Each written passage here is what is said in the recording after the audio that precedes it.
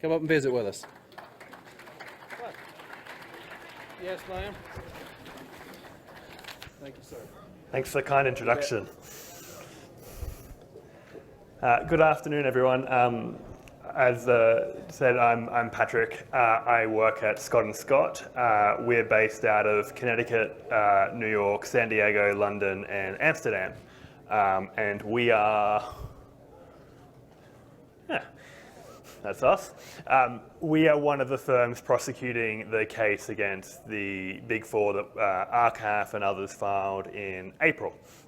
As you've probably gathered, I'm not from here. I'm originally Australian. Grew up there, went to school there, and then moved to the UK for a time, and have been here for a little while.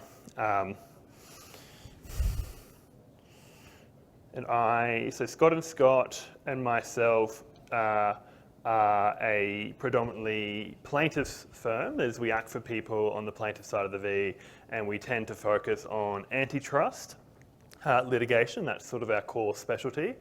And we also do securities, data breach, and some consumer stuff as well. And what I would like to do today is talk a little bit about how it came to be that we were acting for yourselves in this case, a little bit about the complaint, although I'm sure you're somewhat familiar to it, and then spend a little time about what the process of the case is, what you can expect in terms of a timeline. I know you guys don't spend each waking day thinking about, well, how does the class action work? And then sort of finish with a little bit about what you can do, and then take some questions. And to play to the crowd, I have lots of lovely slides with cows. And I think the first thing I'd like to say is just to really emphasize what Dr. Moss said earlier, which is industry advocacy is really important. The reason we learnt about this case and the issues in the cattle industry is that we happened to see one of Bill's letters to the CFTC. I think it was a letter he wrote in 2018, and that quickly led us to the fact that Bill had written a lot of letters, highlighting a lot of very important problems in the industry. And that led us to Bill, who was a wealth of information, and we struck up a great rapport. And were absolutely delighted when he asked to retain us to help prosecute this case against the Big Four. So what I really like to echo what Dr. Moss said was, without people like Bill Bullard and his team, and without people like you who support him, if you don't get the word out, it's very hard for us is what Dr. Moss called the private enforcement sphere, to understand what's happening on the ground. So, a real hats off to Bill and his team in that regard. The other thing I'd like to say also is, I know a few of the other plaintiffs are here today. A number of the Weinreich brothers, Chuck George is here, Gene's here as well. I know Jim Jensen is here, Rick Chambers is here, and of course Eric Nelson is here. It takes a fair amount of courage to stand up and put your name on a complaint like the one that we filed, and take on the packet industry and sort of put your head above the parapet like that. So I think, hats off to them for doing that.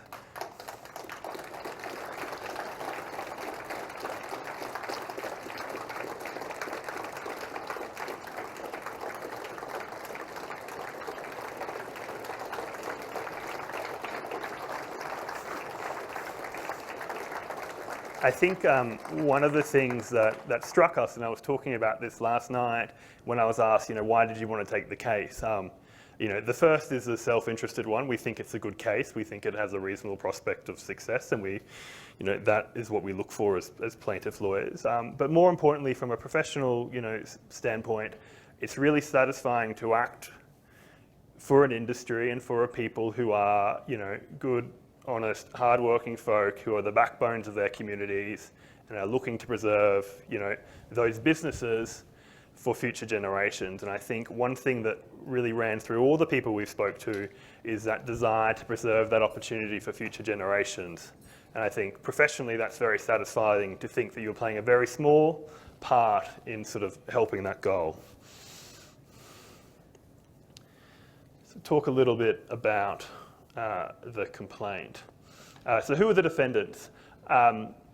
It's, as you're probably aware, it's the big four meat packers. You've got Tyson, JBS, Cargill, and National Beef, who I'm sure you're also aware have controlled about 85% of the fed cattle slaughter for a number of years now, which is a significant amount of concentration. I know Bill talked about the hog market before. By way of comparison, I think it's the sort of, to get to an 80% market share, you're looking at about the top 8 producers, top 8 processors in the hog market to get that level of market concentration. And the core allegation of the complaint is that the defendants worked together, that is, they colluded, to depress fed cattle prices from 2015 onwards. And what the complaint alleges is that they did that principally through 5 means. The first is that they would engage in periodic slaughter reductions to force producers to feed their cattle longer and hopefully scare them into accepting lower prices.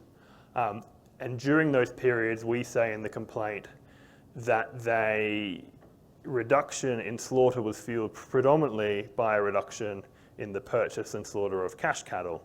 I don't need to tell you that the cash cattle market is where the prices are set. And that's where, if you were hoping to move prices down, that is where you would target your action. Because if you manage to walk cash cattle prices back, you walk all the prices back. We also allege that the defendants coordinated certain of the means by which they procured their cattle. And this includes things like, as Eric mentioned earlier, alluded to earlier, the fact that they just happen to all trade within a 30-minute window on Friday most weeks and all tend to appear to stick to the opening bid during that window. We also talk about the fact that, at least in certain areas of the country, they follow a bidding convention which requires you to give a privilege to the first person who offers you a bid and sort of return to them if you want to accept that price at a later time, having already passed on it. Obviously, in a 30-minute window, having to go back and forth to people and not sort of be able to bid up your cattle greatly limits your ability to generate price competition.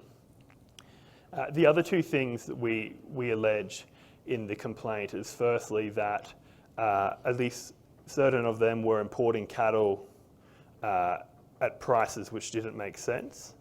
That is, they were buying cattle from Canada or Mexico, but primarily Canada, at a price, once you included shipping costs, that made it more expensive for them to do that than to procure cattle locally. And we say the only reason you would do that is if you had all agreed to stay out of the local cash cattle markets in order to depress them.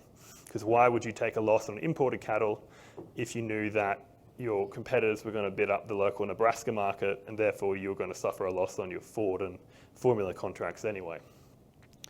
And the final thing, we point to the fact that the defendants all either shuttered or idled slaughter plants in sort of between 2013 and 2015, sort of taking out, I think it's about 6,000 or 8,000 head per day of capacity at least. And the final thing we say is this depression of fed cattle prices impacted the cattle futures. I don't need to tell you that those 2 markets are interrelated and that movements in the cash prices affect what is happening on the board.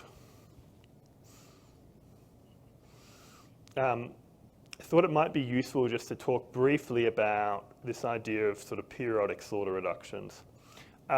What this graph shows you is the cattle on feed report. So 2014, which is the green, 2015, which is the blue, and the grey is 2016.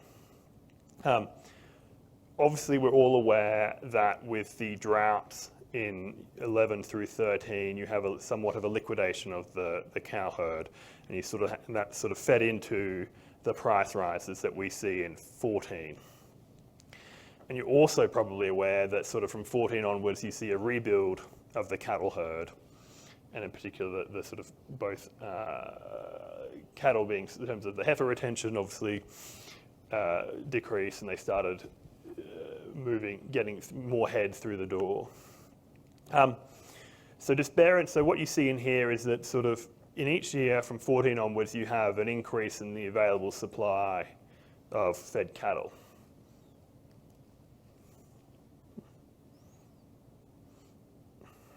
And this shows, however, what these two graphs are. On the left-hand side, you have the all purchase types. That includes cash cattle, forward, formula, and the small bit of grid cattle that we have.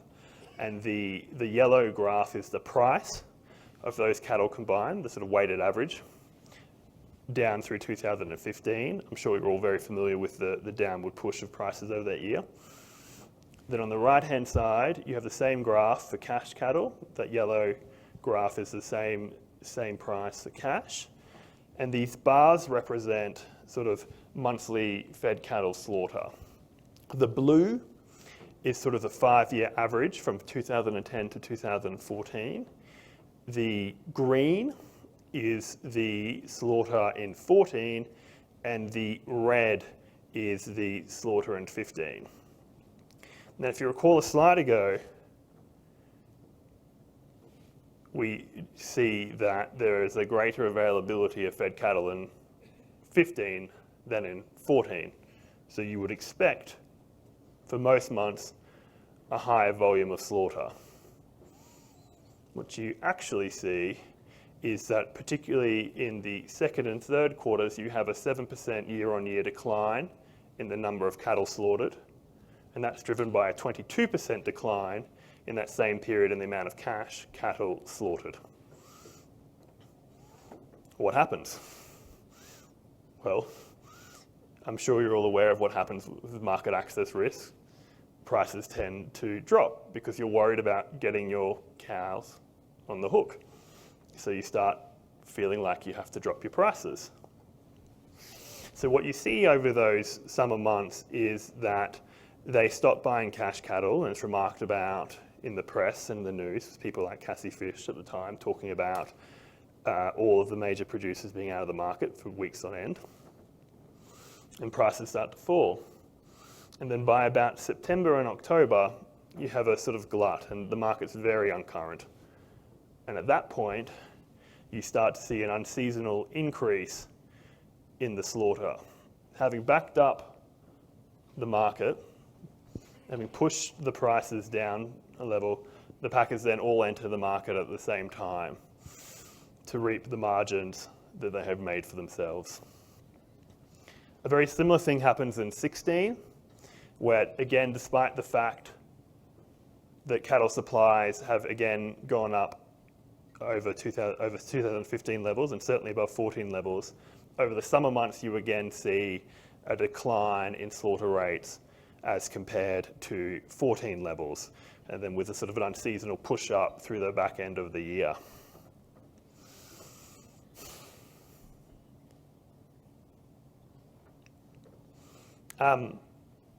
So the way a class action works is that certain named plaintiffs bring the suit, but it's on behalf of a defined classes of people.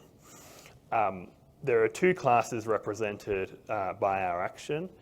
The first is fed cattle producers, which is sort of all persons within the US who directly sold to a defendant one or more fed cattle during the class period, which is presently defined as sort of January 15 to the present, which might change as evidence becomes available during the course of litigation. These things aren't fixed. And the second is, exchange traders, those who transacted live cattle futures or options contracts on the CME during that same period. And I think the other thing to note is, what doesn't it cover? It doesn't expressly cover conduct prior to 2015. And I know certain of the issues discussed in the complaint predate that in certain senses, and it might be that we amend down the line, but for the time the class is defined as the sales which covered in that period onwards. It doesn't cover the sale of cows or bulls. And the reason for that is, apart from the fact that certain of the defendants don't buy them or are outside of those markets, is the processes by which they're sold are such that at this stage, we're not sure, we don't think we have enough evidence to say that they should be included. And finally, it doesn't encompass the loss suffered by calf producers or backgrounders. And the reason for that is somewhat fairly simple, which is federal antitrust law privileges those who are in a direct seller or direct purchaser relationship with the wrongdoer. Under federal antitrust law, there's a case called Illinois Brick, which means if you're an indirect seller or indirect purchaser, you don't have standing to sue. The best way to think about that is imagine there was, as there are, a car part cartel, where all the manufacturers of windscreen wipers got together to fix the prices of windscreen wipers. They could do both.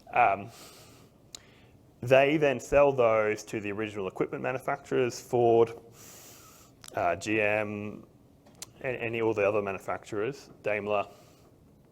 They are the direct purchasers of that product. Under federal antitrust law, those are the people who have the right to sue. Those, Ford then on-sell those cars to dealers or to fleet manufacturers who then, sell them on to us. Because we are at least one or two chains removed from the manufacturers who are in the cartel, we don't have standing to sue under federal antitrust law.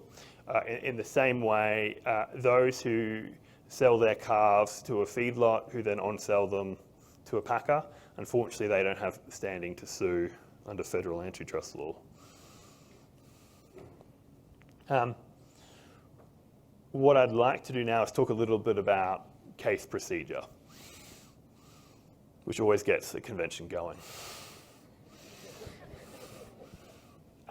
So the cases have been consolidated in the Minnesota Federal Court and before a judge, Chief Justice Thunheim.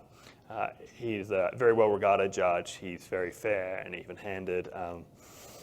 So he has consolidated not just the claim that we filed, but also the two copycat claims filed on behalf of producers and exchange traders. And he's also managing, sort of parallel to that, a case filed on behalf of consumers of beef, which makes a number of the same allegations that include in our case. What that means in practice is that he has oversight of them all. The cases on behalf of the cattle producers and the exchange traders will proceed on one track and sort of be managed alongside of the beef case. He appointed our firm and our co-counsel, Cafferty Clobes, as lead counsel.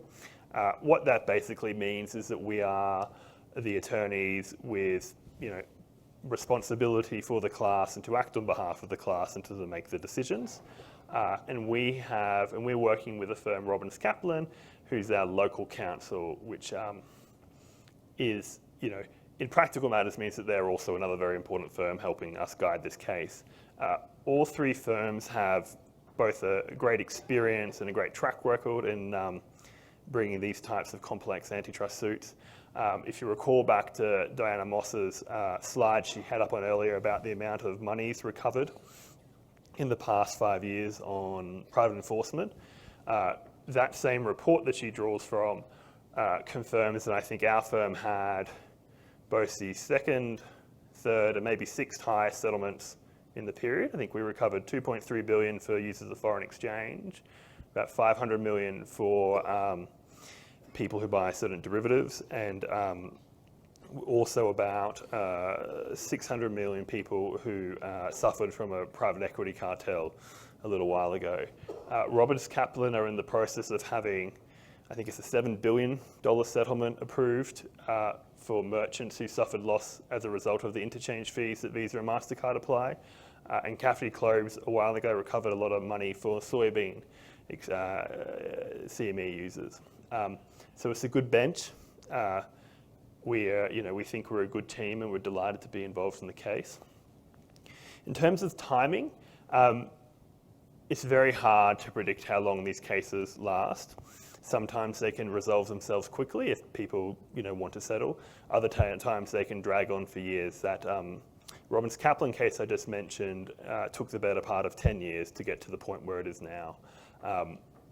So the best way to think about it is that this case will likely take at least 3 to 4 years, but it may take longer.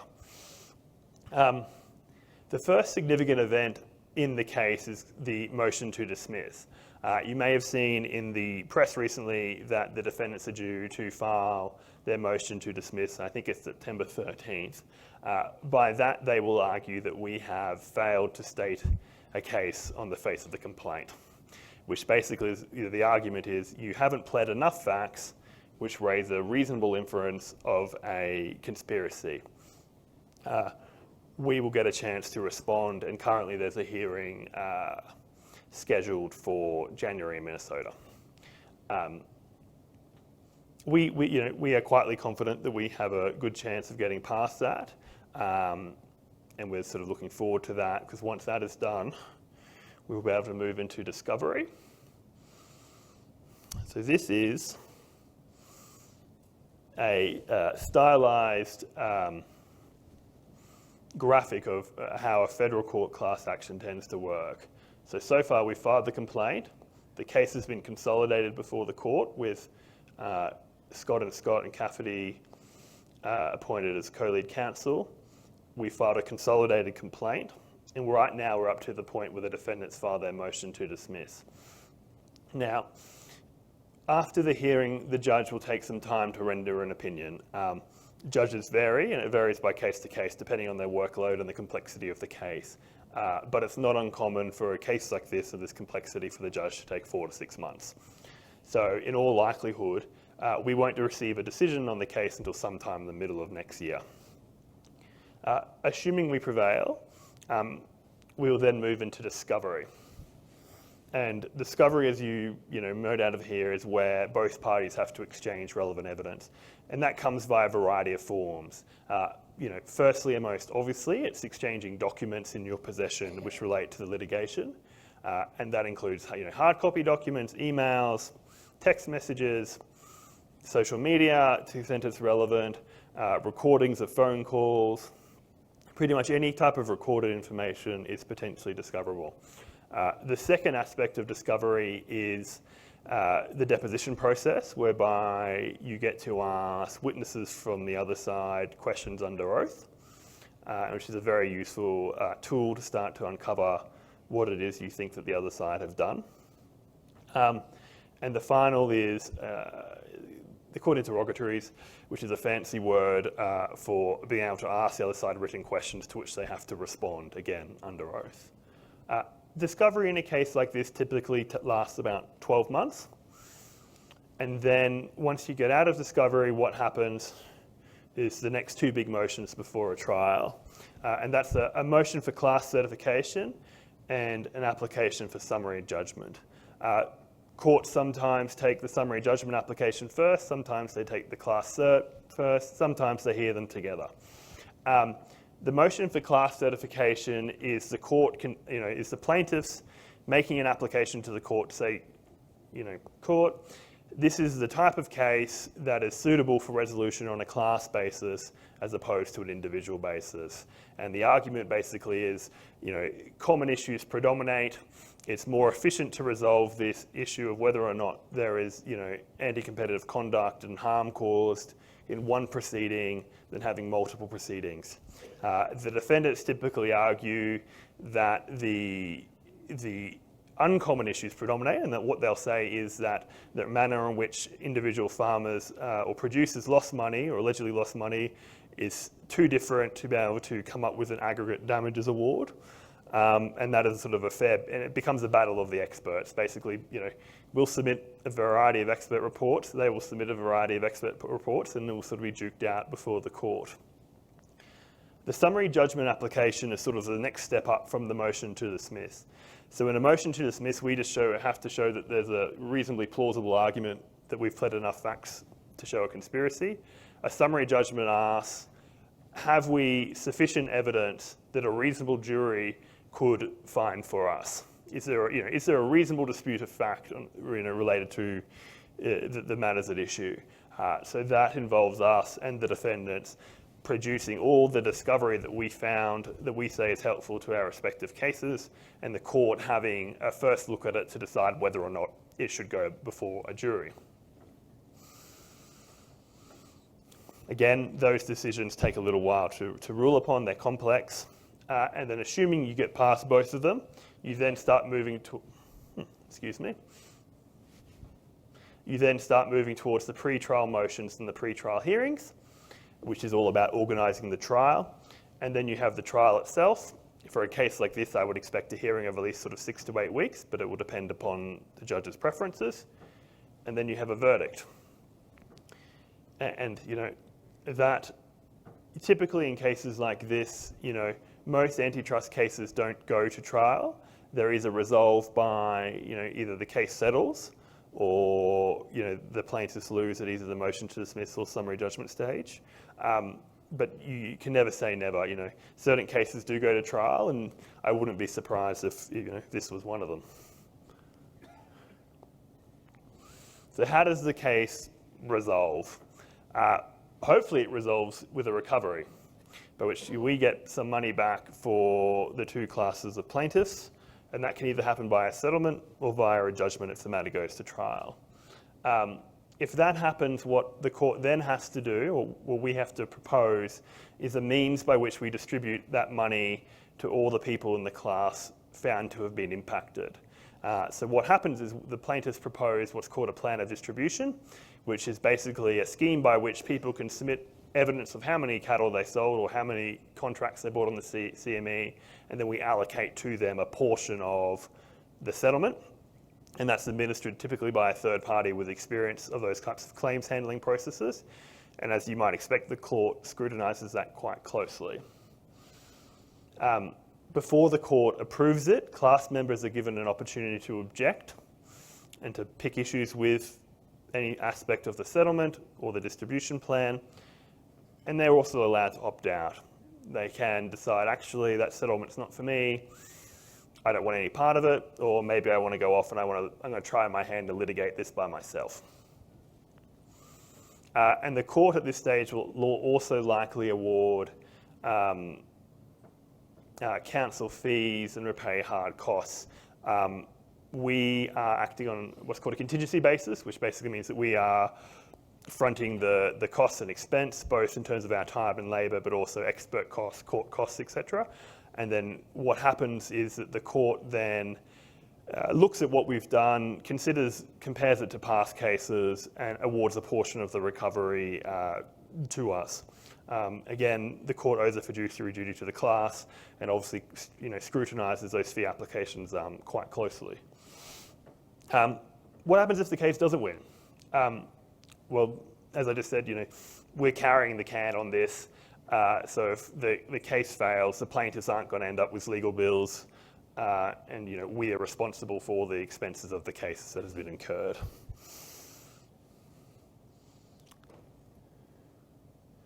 So what do you need to join the class? The short message is you don't need to do anything actively now. If you have sold fed cattle to one of the packers during the period, you're automatically included. If you have bought or sold live cattle contracts, you're automatically included. As I said before, you'll get an opportunity, should you so desire, to opt out in the future, and you'll also get an opportunity to object to any settlements that we reach on your behalf. As I mentioned before, you will participate in any recovery, and there'll be a process approved by the court for which to happen. And typically that involves you completing a 1 to 2 page form and providing some evidence of your sales and your purchases. So on that score, the first sort of advice is the only thing you need to do now is make sure you don't delete your records of your cattle sales or your CME purchases, because it might be that you'll have to submit those in due course if we have some success. How can you assist? The first and most obvious one is in relation to press. it's kind of a no-brainer that it's easy to say things to the press which can be taken out of context or used against you, or just don't turn out quite how you imagined. So to the extent that you ever have press asking you in the context of being an RCAF member or just a cattleman, what you think about the lawsuit, please forward that inquiry on to Bill Bullard. Say, look, Bill Bullard handles all press on our behalf. Here's his number. Please go talk to him. The last thing anyone wants is for us to kick own goals by saying hurtful things to the litigation. And the second is, and this goes to the social media post before, just be aware that the defendants are very well resourced. The law firms they have hired are very good, very capable, also very well resourced, and they will be scouring the internet publications for things that RCAF members or directors or anybody else have said which either paint RCAF in a favourable light or which might contradict the claim.